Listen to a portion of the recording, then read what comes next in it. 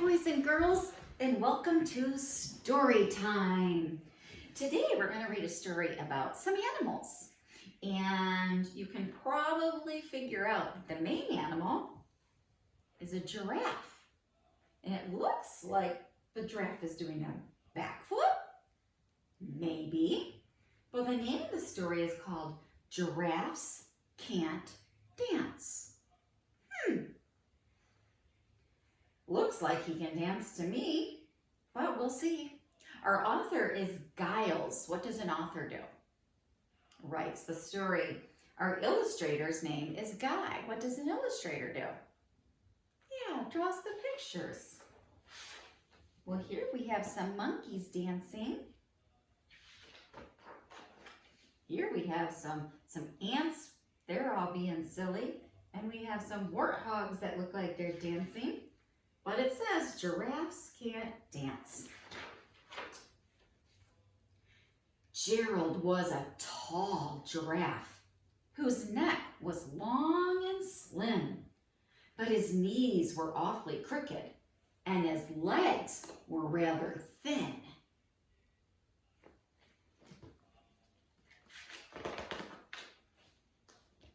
He was very good at standing still and munching shoots off trees.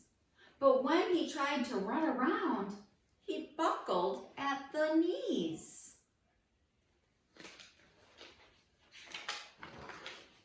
Now, every year in Africa, they hold the jungle dance, where every single animal turns up to skip and prance. And this year, when the day arrived, poor Gerald felt so sad because when it came to dancing, he was really very bad.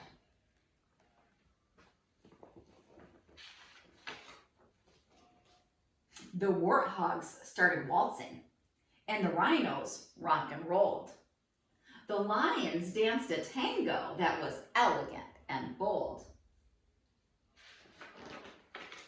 The chimps all did a cha-cha with a very Latin feel, and 8 baboons then teamed up for a splendid Scottish reel.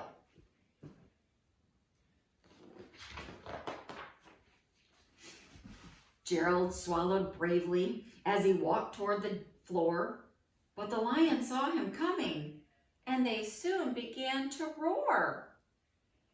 "Hey, look at clumsy Gerald," the animals all sneered.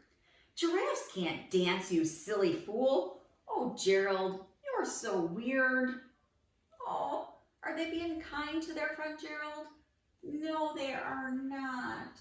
How do you think that makes Gerald feel? Probably pretty sad, right? Gerald simply froze up. He was rooted to the spot. "They're right," he thought. "I'm useless. Oh, I feel like such a clot." So he crept off from the dance floor and he started walking home.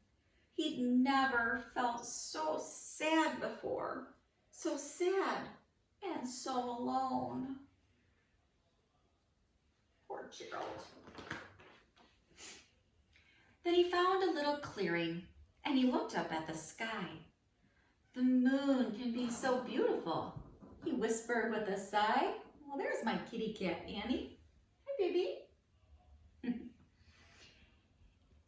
"Excuse me," coughed a cricket who'd seen Gerald earlier on. "But sometimes when you're different, you just need a different song." "Listen to the swaying grass and listen to the trees. To me, the sweetest music is those branches in the breeze." So imagine that the lovely moon is playing just for you. Everything makes music if you really want it to.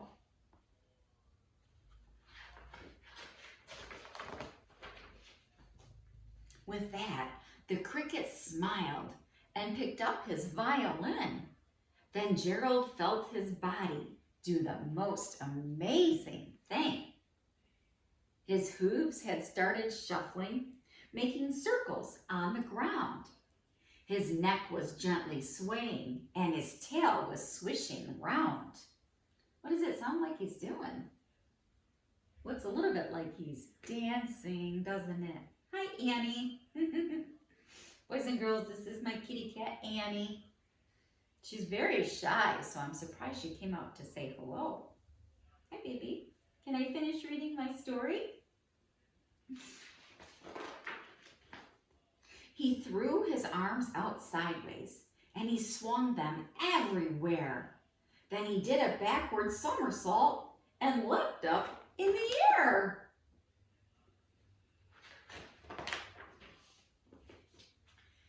Gerald felt so wonderful. His mouth was open wide.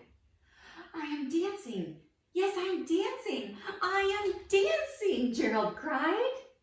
Oh, he's excited now, isn't he?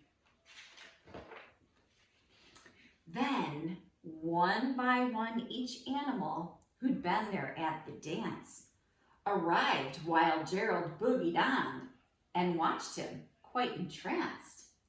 I love this picture. They shouted, "It's a miracle. We must be in a dream. Gerald's the best dancer that we've ever seen."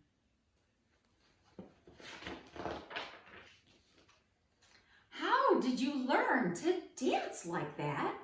Please, Gerald, tell us how.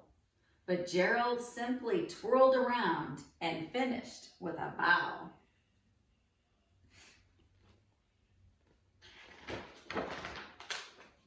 Then he raised his head and looked up at the moon and stars above. We all can dance, he said, when we find music that we love. The end. What a nice story that was, don't you think, Annie? We have to turn off the video now, silly. You want to say hi to my friends? Say hi.